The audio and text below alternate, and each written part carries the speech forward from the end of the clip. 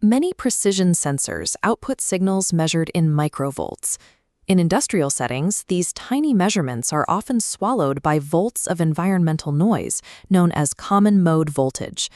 To read the data accurately, the amplifier must extract the exact difference between two signal lines while ignoring the shared noise riding on both. This capability is quantified as the common mode rejection ratio, or CMRR. Recovering a microvolt-scale differential signal without reaching the amplifier's saturation limits remains a primary constraint in instrumentation design.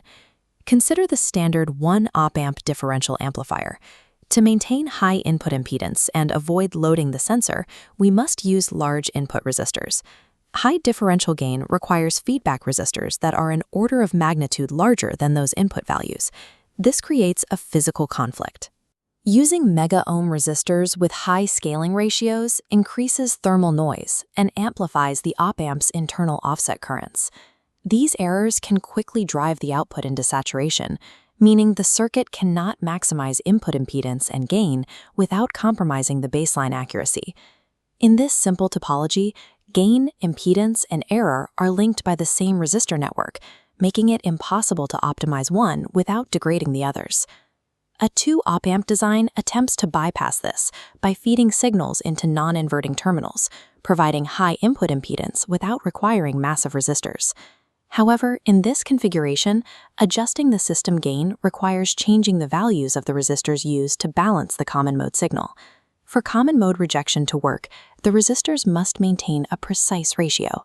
R2 over R1 must equal R3 over R4. If the gain adjustment mismatches this bridge by just 1%, the common mode noise is amplified alongside the signal.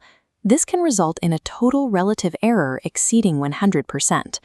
Linking gain tuning to the resistor bridge that handles noise rejection makes this architecture unreliable for high-precision instrumentation.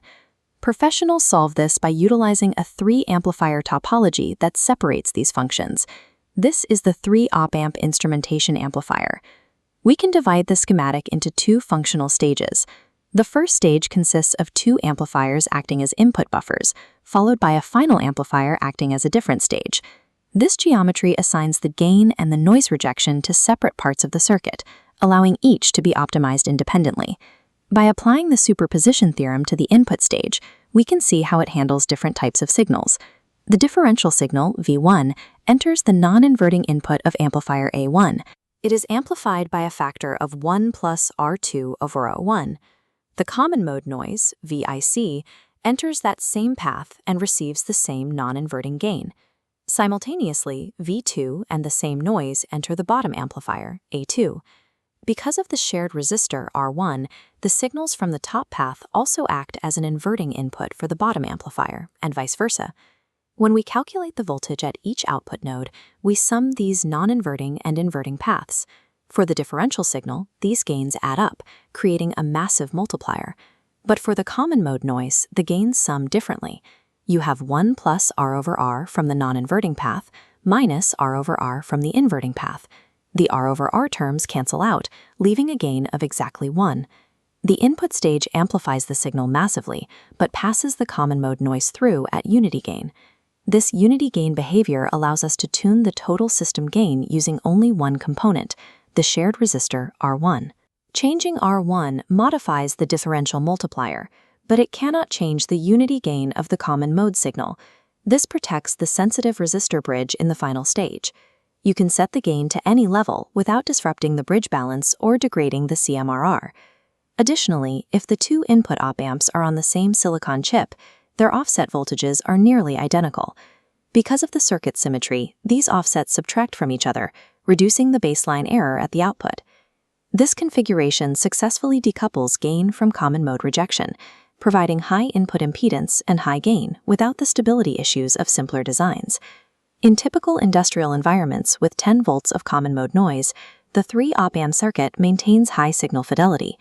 However, industrial surges or ground faults can push the common mode voltage to 2000 volts. At these levels, mathematical rejection is no longer the issue.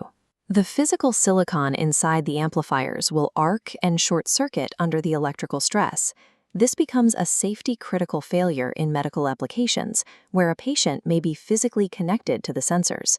When common mode voltages reach lethal levels, rejection through circuit topology must be replaced by physical architectural separation. The solution is the isolation amplifier. These circuits operate by deliberately breaking ohmic continuity, creating absolute galvanic separation between the input and output stages.